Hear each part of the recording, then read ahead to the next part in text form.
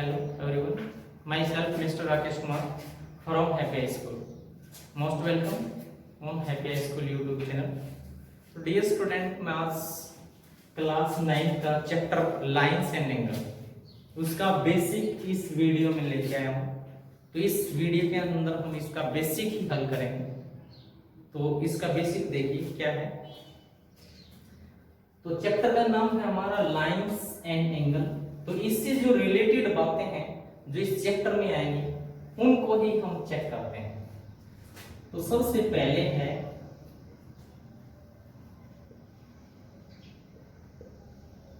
Vertical angles या vertical angles. Vertical angles कौन से होते हैं? वर्टिकल एंगल्स कौन से होते हैं वो देखना हमने। तो टू लाइंस, अगर दो लाइन एक दूसरे को इंटरसेक्ट करते हैं, अगर दो लाइन एक दूसरे को इंटरसेक्ट करती हैं, ये लाइन है L और ये लाइन है M, ये पॉइंट O पे इंटरसेक्ट करती है, काटती है। तो यहाँ पे कुल मिला के 4 एंगल बनते हैं। यहाँ पे कुल मिला के 4 एंगल बनते हैं जिनको मैं 1, 2, 3 और ये 4 इनसे डिनोट कर रहा हूँ। ठीक है। अब इसमें शेप मैं इसको तोड़ के बनाता हूँ। अब ये देखिए एंगल 1 की शेप है। ठीक है। तो ऐसे ही हमारा जिसकी शेप 1 एंगल जैसी है ऐसे ही शेप एंगल 3 की है, ये देखो। और इन दोनों की आपस में ये जो पॉइंट है वो कॉमन पॉइंट है, ये सेम है। इनकी जो सिर है हिंदी में बोले तो सिर दोनों की जुड़ी हुई है, ऐसे दोनों के सिर जुड़े हुए हैं। तो सिर जुड़े हुए हैं तो इनको हम इंग्लिश में वर्टिकली अपोजिट बोलते हैं और हिंदी में शीर्षाभिमुखी बोलते हैं। हिंदी में शीर्षाभिमुखी कोण बोलते हैं या शीर्षजुट भी बोलते हैं। तो आपका एंगल 1 और एंगल 3 इक्वल हो जाएंगे। Angle 1 is equal to angle 3 equal है। तो इसका रीजन यही है, अगर पूछा जाए तो रीजन लिखेंगे कि 1 और 3 क्यों इक्वल है। तो यहां लिखेंगे वर्टिकली अपोजिट, वर्टिकली अपोजिट। अब ऐसे ही एक पेयर और बनता है angle 2 is equal to angle 4। Angle 2 is equal to angle 4। तो ये दोनों एंगल भी ऐसे बने हुए हैं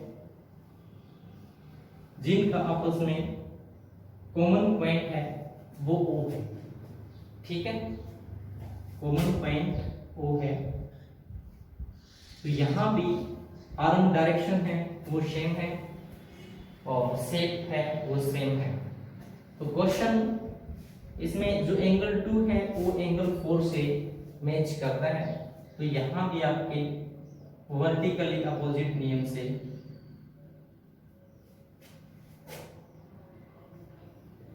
वर्टिकली अपोजिट नियम से दोनों एंगल आपके इक्वल हो। तो कहने का मतलब यह है कि दो लाइन एक दूसरे को इंटरसेक्ट करेंगी तो 4 एंगल बनेंगे। तो आपस में 2-2 के पेयर बन जाएंगे जो कि वर्टिकली अपोजिट रूल से इक्वल हो जाएंगे। तो ये हमने वर्टिकल एंगल्स हैं उनके बारे में बताया। ठीक है। अब इसके बाद मैं आगे बढ़ता हूं।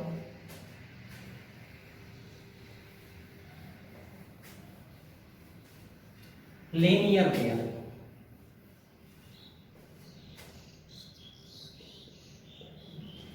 Linear pair. तो लीनियर पेयर क्या सिस्टम है वो हमने देखना है। तो डेफिनेशन है हमारी बुक्स के अंदर है, लेकिन मैं आपको इसकी पहचान वगैरह और जो इसके रूल हैं वो बता देता हूँ। ठीक है। कोई भी लाइन है, इसके ऊपर एक 2 एंगल बने हुए हैं। अगर एक लाइन पे एक ही साइड दो एंगल बने हुए हैं जिनमें कॉमन आर्म है, जिनके अंदर एक कॉमन आर्म है और एक कॉमन पॉइंट भी है। तो यहां मैं इसको O से डिनोट कर रहा हूं, यहाँ ये आपका A, यहाँ आपका B, ये आपकी OA रेंज, ठीक है। तो यहाँ आपका एंगल बनता है, एक बनता है BOC, दूसरा बनता है AOC। तो O आपका कॉमन पॉइंट है जो कि AOC में भी काम कर रहा है और BOC में भी काम कर रहा है, और OC जो है वो भी आपकी OC जो साइड है वो भी दोनों एंगल्स में काम कर रही है, AOC में भी काम कर रही है, BOC में भी काम कर रही है, ये कॉमन आर्म है। तो यहाँ आपका लीनियर पेयर बनेगा। तो लीनियर पेयर का टोटल कितना होता है? लीनियर पेयर का टोटल 180 होता है। तो linear pair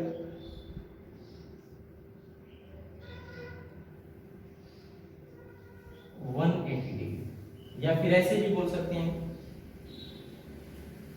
sum of linear pair, sum of linear pair is 180। तो कोई भी दो एंगल अगर लाइन के एक ही तरफ बने हुए हैं और जिनका टोटल 180 डिग्री होता है, लाइन के एक ही तरफ दो एंगल बने हुए हैं तो वो आपके लीनियर कहलाएंगे, लीनियर पेयर कहलाएंगे और उनका टोटल 180 डिग्री होता है। तो लीनियर पेयर का टोटल 180 डिग्री, ठीक है। अगर ये आपका 80 डिग्री है तो ये आपका कितना हो जाएगा? 100 हो जाएगा, क्योंकि दोनों का टोटल 180 डिग्री। तो ऐसे क्वेश्चन पूछे जाएंगे बिल्कुल एक एक नंबर के मल्टीपल चॉइस क्वेश्चन। तो ये हमने लीनियर पेयर देखा।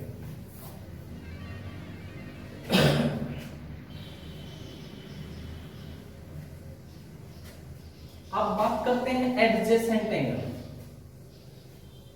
एडजेसेंट एंगल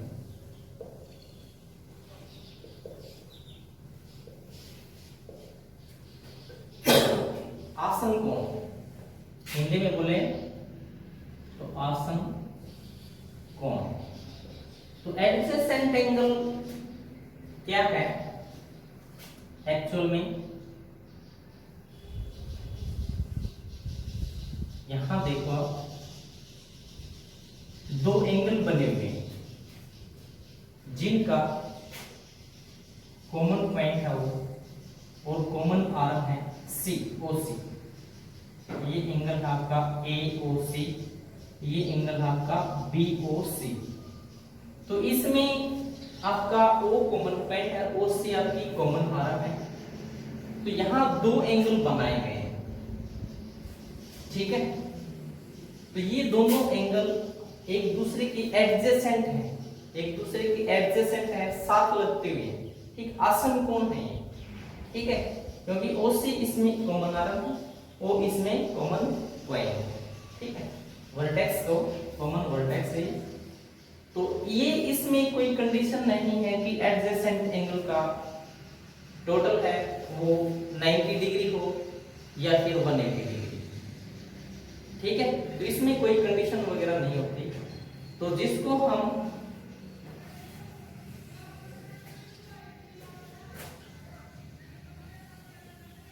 सप्लीमेंट्री एंगल बोलते हैं। तो सप्लीमेंट्री में सम ऑफ सप्लीमेंट्री 180 डिग्री होता है। सप्लीमेंट्री में sum of angles is equal to 180। एक दूसरे के सप्लीमेंट होते हैं, एक दूसरे के सप्लीमेंट होते हैं। तो वो भी दोनों एंगल कैसे होते हैं? एडजेसेंट एंगल होते हैं। कैसे एंगल होते हैं? Adjacent angle.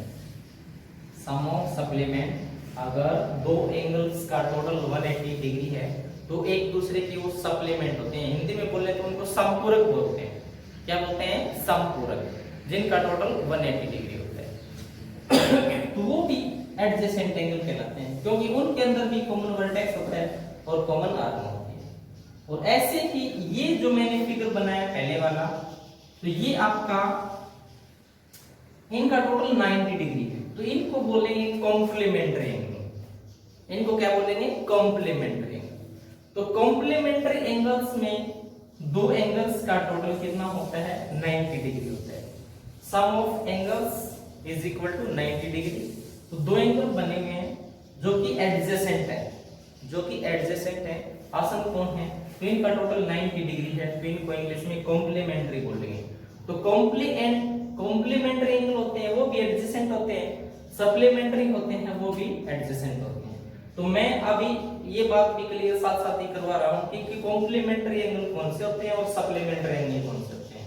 तो कॉम्प्लीमेंट्री में मैंने यहाँ मेंशन किया है कि दो एंगल जिनका टोटल 90 डिग्री होता है वो कॉम्प्लीमेंट होते हैं एक दूसरे के, ठीक है, पूरक होते हैं।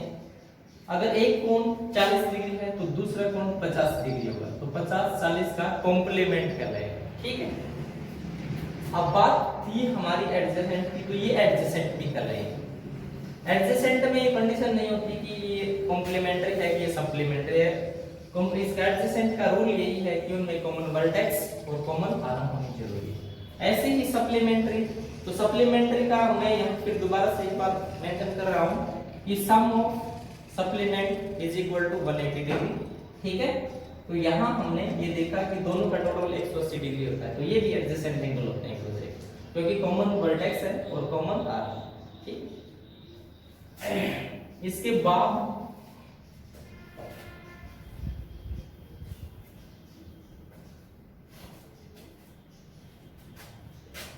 टू पैरेलल लाइंस हैं, टू पैरेलल लाइंस हैं if L parallel M, L और M दो पैरेलल लाइन, ये L है और ये M। अब इसको इन दोनों लाइंस को एक तिर्यक रेखा ट्रांसवर्जल काट रही है ऐसे, तो यहां कुल मिला के 8 एंगल बनाए जाएंगे। 4 एंगल इस चौराहे पे बनाए जाएंगे, 4 एंगल इस चौराहे पे बनाए जाएंगे। तो इसमें बहुत सारे एंगल बनेंगे जो कि मैं यहाँ पे सब बता के चलूंगा, ठीक है। तो पहले नंबरिंग कर देते हैं, 1 2 3 4 5 6 7 8, ठीक है। तो 4 इस चौराहे पे बनाए हमने, 4 इस चौराहे पे, कुल मिला के 8 एंगल बने, ठीक है। तो आपके एंगल 3 4 5 6 दो पैरेलल लाइंस के इंटीरियर एंगल हैं। ये 4 जो एंगल हैं ये पैरेलल लाइंस के अंदर के एंगल हैं, तो इनको आंतरिक एंगल्स कहेंगे या फिर इंटीरियर एंगल्स कहेंगे, ठीक है। तो यहाँ इंटीरियर एंगल की बात करें, इंटीरियर एंगल्स, तो इंटीरियर एंगल्स में कौन कौन से आएंगे, सबसे पहले ये देखें, तो एंगल 3 4 एंगल 5 एंगल 6, क्योंकि ये दोनों पैरेलल लाइंस के अंदर के एंगल हैं तो ये इंटीरियर में आएंगे। ऐसे ही हम बात करें एक्सटीरियर की, एक्सटीरियर एंगल्स, तो एक्सटीरियर एंगल्स में 4 एंगल बचे हुए हैं जो कि पैरेलल लाइन से बाहर एंगल, 1 एंगल 2 एंगल 7 एंगल 8, तो 4 एंगल आपके एक्सटीरियर हैं और 4 ही एंगल आपके इंटीरियर हैं, तो कुल मिला के 8 एंगल। अब आगे की बात ये है कि इनमें से हमने अल्टरनेट एंगल चूज करने हैं। तो अल्टरनेट का जो रूल है वो देखते हैं क्या है। अल्टरनेट, अल्टरनेट एंगल्स, तो अल्टरनेट एंगल्स में देखें हम, तो अल्टरनेट का रूल क्या कहता है कि आंतरिक जो एंगल है वो आंतरिक एंगल के साथ ही अल्टरनेट बनाएंगे, अंदर के जो एंगल हैं इंटीरियर एंगल है वो इंटीरियर के साथ ही अल्टरनेट बनाएंगे, और एक्सटीरियर एंगल हैं वो एक्सटीरियर के साथ ही अल्टरनेट बनाएंगे। बाहरी कोण के साथ अल्टरनेट बनेगा और आंतरिक एंगल है वो आंतरिक एंगल के साथ ही अल्टरनेट एंगल बनेंगे। तो ये चीज मेन है, वो ध्यान रखना आपने।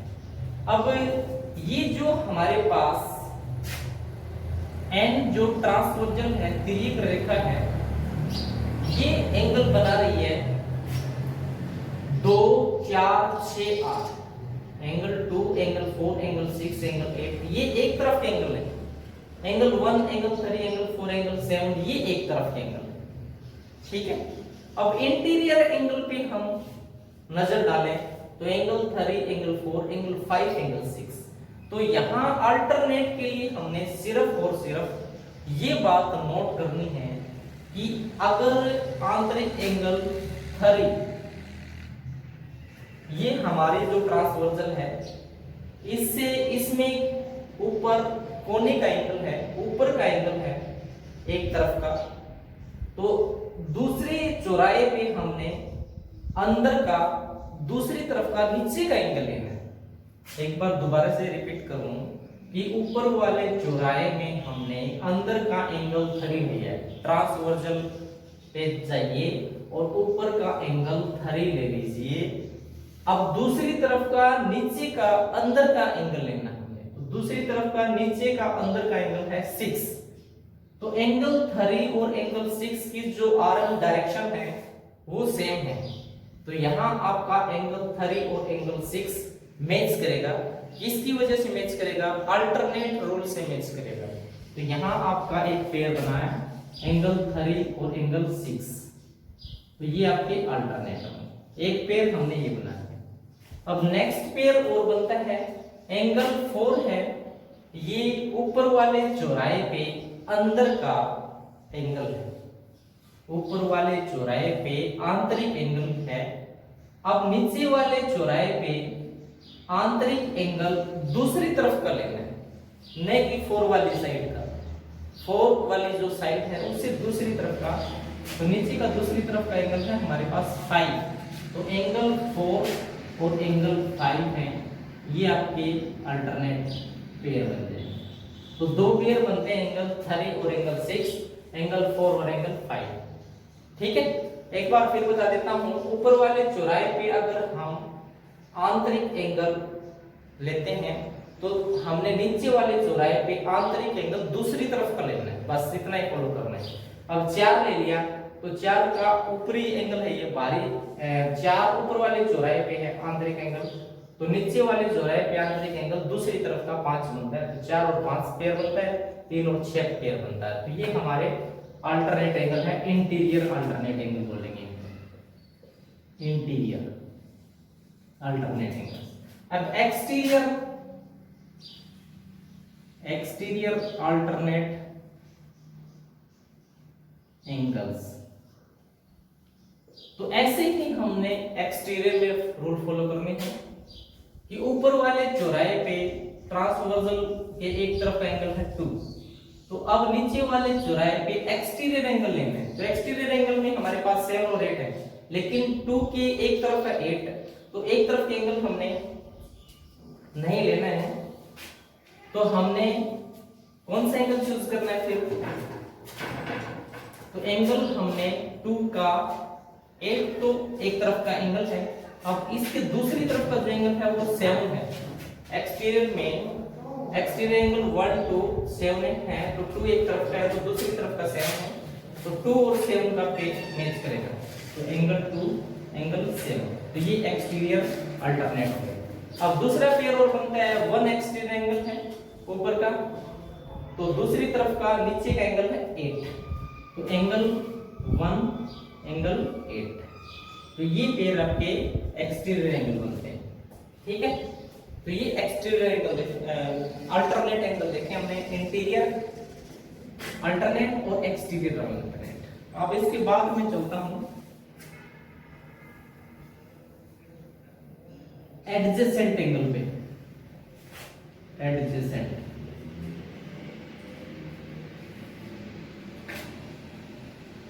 Adjacent angles. अब एडजेसेंट एंगल में क्या है? Adjacent angle sorry corresponding angle है, एडजेसेंट नहीं कोरस्पॉन्डिंग। कोरस्पॉन्डिंग एंगल, तो कोरस्पॉन्डिंग एंगल में हमने क्या रूल फॉलो करना है? ये जो ट्रांसवर्सल है इसके एक तरफ के एंगल लेने हैं। कोरस्पॉन्डिंग एंगल है, इसमें ट्रांसवर्सल के एक तरफ एंगल चूज कर लें हमने, ठीक है। तो ये देखिए एक तरफ है 2 4 6 8 और दूसरी तरफ के एंगल हमारे पास 1 3 5 और 7, ठीक है। तो इसमें हम चलेंगे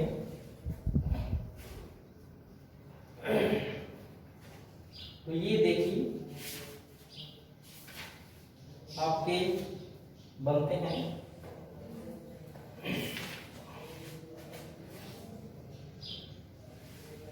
कोरस्पॉन्डिंग एंगल, संगत कोण,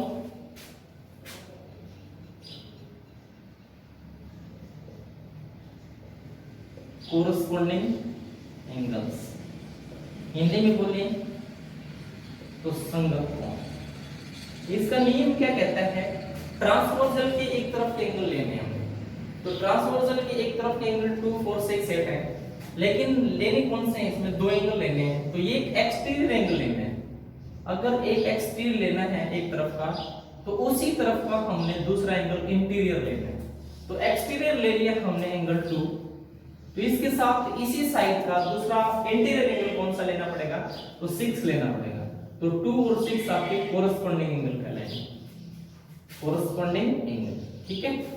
ऐसे ही फिर हमने इसी तरफ का एक पेयर और बचा हुआ है।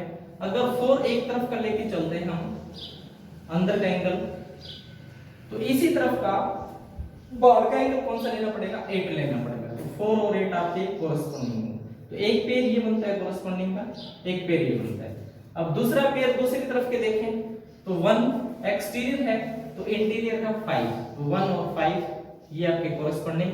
ऐसे ही 3 इंटीरियर है और 7 एक्सटीरियर है, तो 3 7 दो एंगल ये बनते हैं। तो ये आपके कोरस्पॉन्डिंग एंगल बने। तो कोरस्पॉन्डिंग एंगल में हमने यही करना है कि ट्रांसवर्सल के एक तरफ के एंगल लेने हैं, एक बाहरी कोण लेना है, तो दूसरा अंदर का एंगल लेना है, ठीक है। तो ऐसे हमने कोरस्पॉन्डिंग एंगल चेक। इसके बाद हम देखेंगे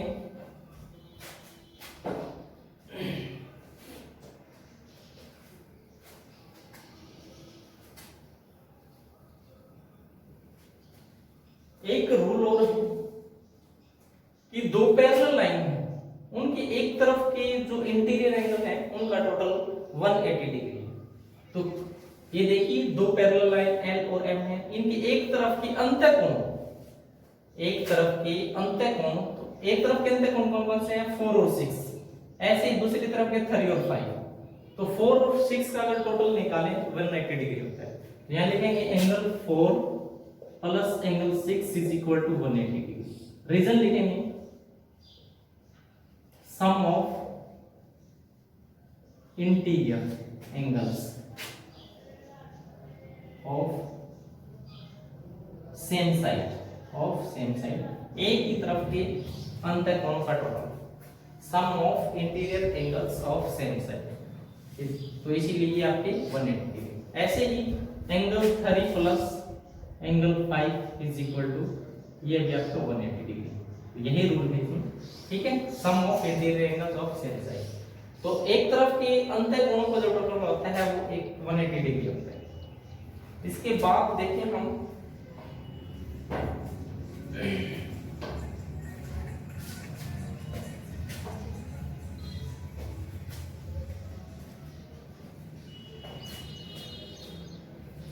तो हमारा वर्टिकली अपोजिट,